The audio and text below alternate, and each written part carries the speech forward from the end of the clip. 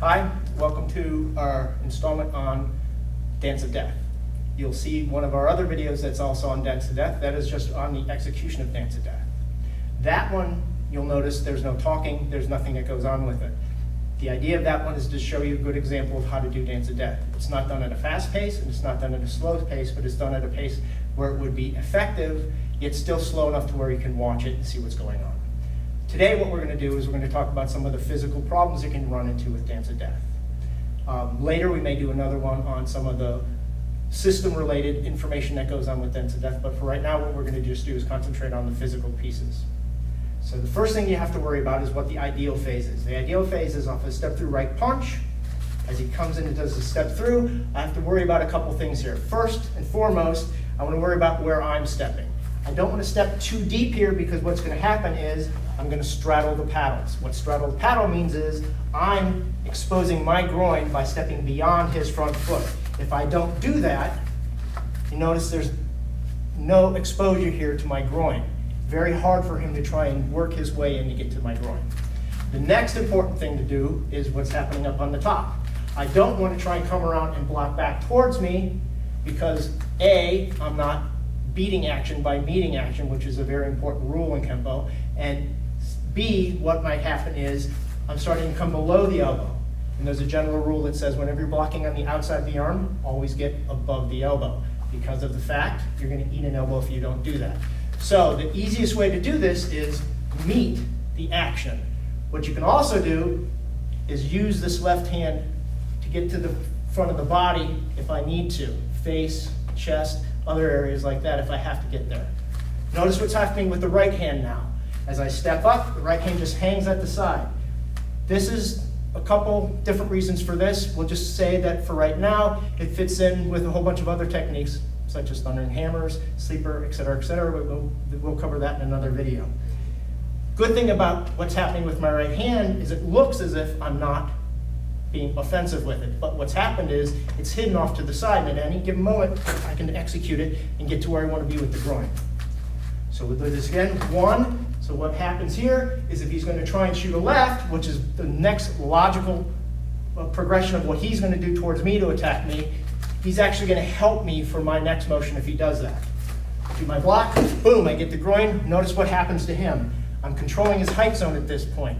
Also what's called controlling his lever. I maintain my lever, I take away his lever. Notice Kenpo is a lever-based system. You always want to try and keep your lever by making him give up his lever. So the next motion everybody knows about is getting to this leg. Notice what I just said about the lever.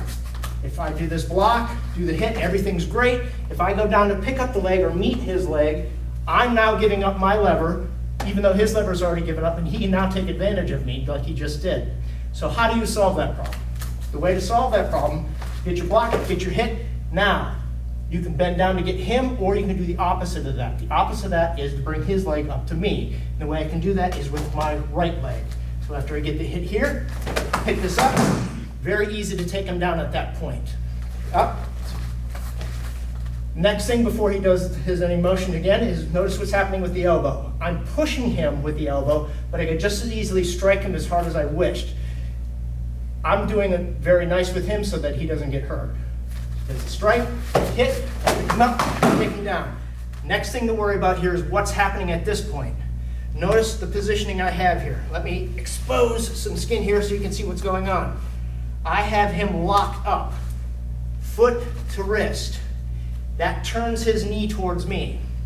I then take my knee and match his knee, and I can press as hard as I wish, possibly breaking the knee if I fall on him. What the other effect I get from that is, if I don't do that, he can now come up, he can now use this leg, lock up, push out, a bunch of different things that he can do here. If I lock him up, it prevents all that stuff from occurring in here. He can no longer lean up to get me, his hands are effectively nullified. One thing I have left is his free leg. I have to worry about him trying to kick me with that. That's what this right hand is for. I use that to get that leg out of the way if need be. If the leg isn't there, it doesn't matter. I can just go through, not hit anything. Locked him up, the leg comes in, hit that down. Now the next thing I want to do is go to the groin. Drop right to the groin. Notice I'm not leaning to get to the groin. I'm taking my lock, applying the lock as I drop, right through to the groin. Up, Next thing that I want to talk about is height differentials between people. We're relatively the same size. I could be smaller than him, or he could be a lot taller than me, or vice versa. I could be taller than him, he could be smaller than me. Generally, the problem runs into for a shorter person doing it against a taller person is they want to lean down to get to this leg because the knee is so close to them. But just keep in mind that what you're doing is you're giving up your back being straight and thus giving up your leverage. Still, pick that leg up, very easy to do, don't worry about it. The harder of the two is a taller person doing it against a shorter person. What they're going to run into is knee to knee. Normally you get right above the knee. So if my knee is taller than their knee, it's very hard for me to get right on the knee and pick up their leg to get to me. So what you need to do is compensate by going up just a little bit on the leg. There are a whole bunch of nerve endings inside here and muscles and arteries and things like that. Don't worry about hurting him. It's going to hurt him if you hit him there regardless. Hit higher, come up just the same, no problem. Okay? One more time so you can see it. Don't go beyond the leg. Meet, action to action. Hit, exposing the center line, taking away his height zone. Take him down, lock him up. Get out the leg, drop down, and up. Thank you very much.